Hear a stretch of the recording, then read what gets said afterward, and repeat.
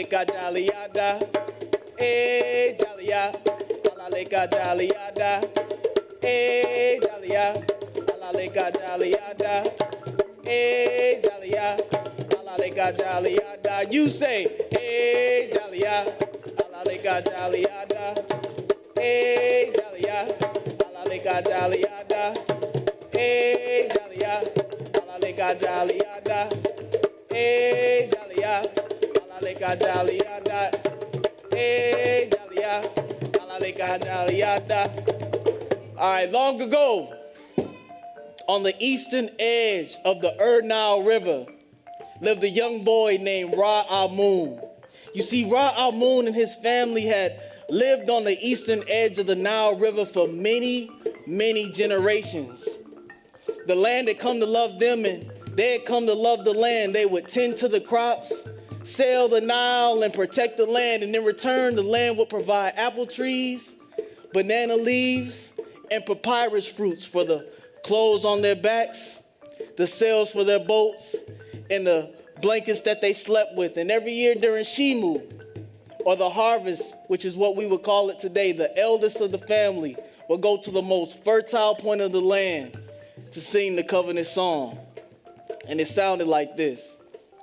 Pinda vizuri, pinda kwabiri, pinda milele, peace, love, and ashe.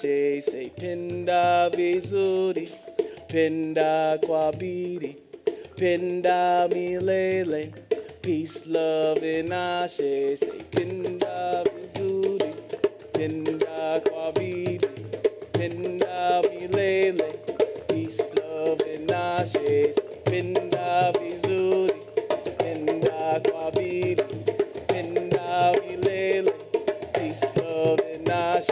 And every time they played this song, the water would begin to dance, the sky would begin to sway, and the moon will open up to the ancestral plane for a moment of peace, love, and ashe. Now, young Ra Moon has seen this happen many times. He never understood the words that were being said, but he did understand that one day it would be his turn to take on the mantle, and it would be his time to play that covenant song. Well, many years had passed, and Grandpapa and Grandmama had passed on to the ancestral plane. It was now Ra Moon's turn to tend to the crops, sail the Nile, and protect the land. And so this was his first year. You see, he tried to tend to the crops like his grandmama had taught him to. All the lessons, all the summer garden visits that they used to do, all the things she used to teach him. But he forgot to look out for the locusts, who always wanted to get their share as well. You know those locusts in your life who every time you try to build something up or do something right, they try to eat away at your success? Those are the kind of locusts that I'm talking about Ra Amun had to deal with. And also he tried to sail the Nile like his grandpapa had taught him to, fishing strong and fishing hard, long hours, talking, fishing, eating, talking, fishing, eating, talking, fishing, and eating all the time. But he forgot to look out for those Nile crocodiles who were looking for a meal themselves, prowling on him. You know those Nile crocodiles in your life who every time you think you 3 steps ahead of your enemy, they always trying to pry on your next move? Those kind of crocodiles are the ones that young Ra Amun had to deal with. Oh, and he tried to protect the land. Oh, but those foreigners came with those gifts, those gold coins, those silvers, those bronze gifts, and he know he needed the money. But he stood on his own 2 feet. You know, when I talk about those gifts, I'm talking about those everyday jobs that we work, that we know that we're not giving our all to. I'm talking about those jobs where we sell ourselves short when we know we're capable of so much more. I'm talking about those places and those people that we allow to settle in things that they know they're not achieving their best, and we allow them to sit in that instead of pushing them to be the best people and the best individuals that they can be. Those are the kind of foreign deals that I'm talking about that young Ra Amun was dealing with. And finally, his first Shimu came, and he grabbed the drum, and he went to the most fertile point of his land, and he began to play. Pendavi, Zuri, Pinda Kwa Bidi. Pinda Mi Lele. Peace, love, and Ashe.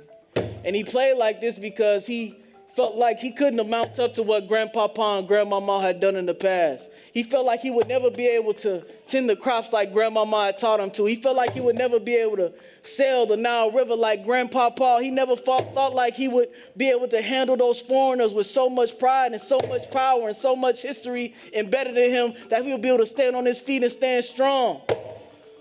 But as he kept hitting that drum, that beat began to dig inside of him. And as that beat dug inside of him, the words just began to come to him. And all of a sudden, he began to sing with a little bit of Pinda Bizuri, Pinda Kwabidi, Pinda Milele, peace, love, and ashes. Pinda Bizuri, Pinda Kwabidi, Pinda Milele, peace, love, and ashes. Pinda Bizuri, Pinda Kwabidi, Pinda Milele, peace, love, and ashes. Pinda Bizuri, Pinda Kwabidi, Pinda Milele, peace, love, and ashes. And as he began to play, the water began to sway, the wind began to dance, and the sky opened up to the ancestral plane, and he stopped. And when it opened up to the ancestral plane, he said, Pinda Bizuri. He felt a tap on his right shoulder that said, Pinda Kwabidi. And he felt a tap on his right shoulder. The other one was the left, and it said, Pinda Milele. Peace, love, and Ashe. So what those words mean is love hard, love well, love forever. And the reason that I chose those words for this story is because a lot of times in life, you get put in positions that you're not ready for. But you have to know that you're always standing on the backs of the people that came before you. And the people that came before you are always coming through you and trying to manifest themselves through the things that you do. So you have to always push yourself to be the best that you can be and love hard, love well, and love forever everything that you do and everything you are, because you are important. All right? Ashe. All right. Storytellers. I got that from Granddaddy Junebug, who y'all will hear from later on. That's important to me. It's something that was important to my grandparents, that they always felt I reflected. So I wanted to create my own story from it. So here it is. Master of the skies, lend me your ears. Please open up your minds and hear me clear. As I dig in the spirit, so I plant this seed. In the eye of the mind, so the soul is free. There was a farmer who carried on his work with pride. He wept inside because recently his pops had died and mom was sick. He struggled just to pay his guys and pay the bills. He had to take a walk outside to breathe, reminiscing on the things he wants and needs. Broken spirit fell down upon his knees.